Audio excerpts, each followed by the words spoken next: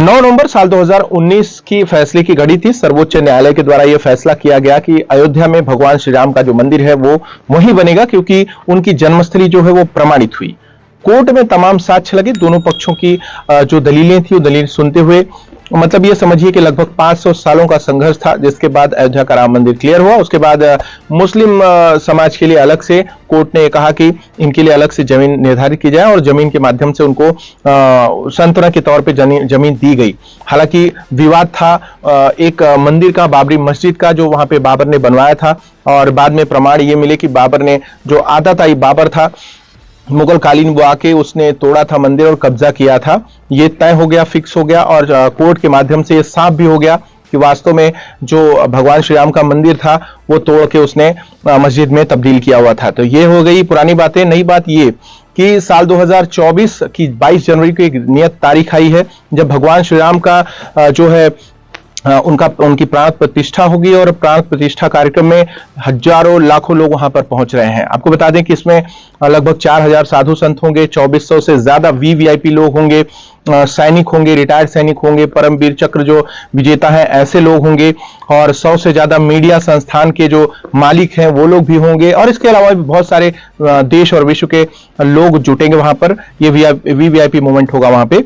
लेकिन इन सब के बीच आपने देखा है कि राजनीतिक जो पारी है, जैसे आप इसको इस तरीके से कह सकते हैं कि राम मंदिर को लेकर बीजेपी हमेशा से दावेदार रही है, और बीजेपी इस कार्यक्रम को लीड कर रही है। जिस तरीके से प्रधानमंत्री नरेंद्र मोदी को बुलाया गया है और कार्यक्रम में वो नींव शिला रखेंगे, ये एक बहुत बड़ी बात है, क्योंकि हिंदुओं के आस्था के केंद्र जो भगवान श्री राम है उनका जो मंदिर बनने जा रहा है और उनकी प्राण प्रतिष्ठा करना, ये अपने आप में आने वाली पीढ़ियों में याद किया जाएगा, क्योंकि वास्तव में ये बहुत रेयर टू रेयर केस है जिसमें एक व्यक्ति विशेष जो है वो इस चीज के गवाह बनेंगे। ये तो हुई आध्यात्म की बात। अब अगली बात ये कि अब पॉलिटिकल बात करेंगे तो बीजेपी लगातार भगवान श्री राम के मंदिर बनने से लेकर अभी तक, हालांकि ये कोर्ट का फैसला है और ये कोर्ट का ही माना जाना चाहिए, लेकिन परोक्ष रूप से बीजेपी इस पे दावेदारी करती है और लोग मानते भी हैं कि बीजेपी की ही देन है।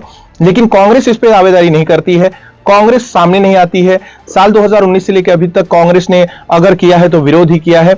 हिंदुओं का जो आस्था का केंद्र है भगवान श्री राम के मंदिर बनने और उस प्रक्रिया में कोई उनका ट्वीट, उनका वक्तव्य, उनके सपोर्ट में कोई वक्तव्य जो है वो नहीं आता है। ये बड़ी अफसोसजनक बात है। जनवरी 2024 की जो 22 जनवरी का तय जो समय निश्चित हुआ है, निर्धारित हुआ है, इस संबंध में भी जो कांग्रेस के नेता हैं या उनके फॉलोअर हैं, उनका कोई ट्वीट, उनकी कोई उनके बधाई देने का जो क्रम होता है वो उस तरीके के कोई ट्वीट सामने नहीं आए हैं। तो इससे लोगों की, हिंदुओं की एक भावना होती है कि क्या कांग्रेस जो है वो हिंदुओं के लिए उनके पक्ष में नहीं है, या फिर आने वाले दिनों में कांग्रेस हिंदुओं का वोट क्या नहीं चाहिए उनको, इस तरीके की अवधारणा बन रही है और इस पे कांग्रेस को सामने आना ही चाहिए।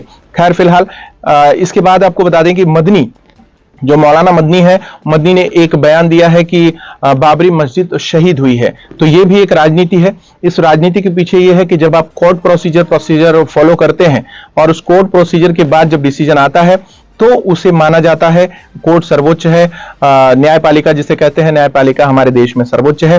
लेकिन इसके बाद भी बयानबाजी करना ये अवमानना होती है और पूरी तरीके से ये इस तरीके के बयान ये जताते हैं कि आपको भारत की संवैधानिक जो संरचना है उसमें आपको विश्वास नहीं है। लेकिन इस बात पे जो है मौलाना मदनी के इस बयान पर जो महंत राजू दास हैं अयोध्या के हनुमानगढ़ी के, उन्होंने कुछ पलटवार किया है। तो आइए जानते हैं कि राजू दास जी का इस पूरे प्रकरण पर क्या कहना है।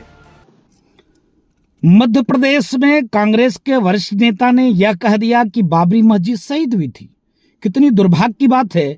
इन कांग्रेसियों की बाबरी प्रेम नहीं जा रहा है। लगातार समय समय पर यह अपने आप को बता देते हैं कि यह राम भक्त नहीं, ये सनातन भक्त नहीं, ये हिंदू नहीं, ये विदेशी आक्रमणकारी बलात्कारी बाबर के भक्त हैं। दुर्भाग्य की बात है, ऐसे लोगों को अयोध्या के साधु संत किसी भी मंदिर में ना जाने दें, और हम तो अयोध्या इनको घुसने नहीं देंगे। इसलिए घुसने नहीं देंगे, ये शुरू से ही राम जन्मभूमि का विरोध कर रहे थे। जब उच्चतम न्यायालय का फैसला आया तब भी इन्होंने कहा कि अभी ये मंदिर न बने क्योंकि इससे भाजपा को फायदा हो जाएगा। भाई भगवान राम तो सबके हैं, सभी के हैं, फिर आप भगवान राम का विरोध ऐसे करोगे, एक आक्रांता, एक बलात्कारी के नाम लेकर, और उच्चतम न्यायालय का फैसला का अवहेलना आप करेंगे। इतनी बड़ी अपराध आप करोगे? जब उच्चतम न्यायालय ने फैसला दे दिया तब भी आप ये कहते हो कि बाबरी शहीद हुई है। बाबर कौन था? बाबर आपका पूर्वज था। बाबर एक विदेशी आक्रांता, आक्रमणकारी, माता बहन बेटियों की इज्जत लूटा, लाखों मंदिरों को तोड़ा, हमारे वेद विद्यालय तोड़े और हत्याएं की, और आज उसका महिमा मंडन। दुर्भाग्य की बात है, सतर्क होने की जरूरत है। इनका बाबर प्रेम धीरे धीरे करके सीधे उजागर हो रहा है। ऐसे लोगों से हिंदू जनमानस को सावधान होने की जरूरत है। वक्त आने पे तुरंत त्रिपुंड लगा लेते हैं, कुर्ते ऊपर से जनेऊ पहन लेते हैं और मंदिर मंदिर घूमने लगते हैं। बाद में मंदिर नहीं बनना चाहिए ऐसा कह के एक माहौल क्रिएट करते हैं। दुर्भाग्य की बात है, ऐसे कालनेमियों, ऐसे नक्कालों से सावधान होने की जरूरत है सनातनियों को।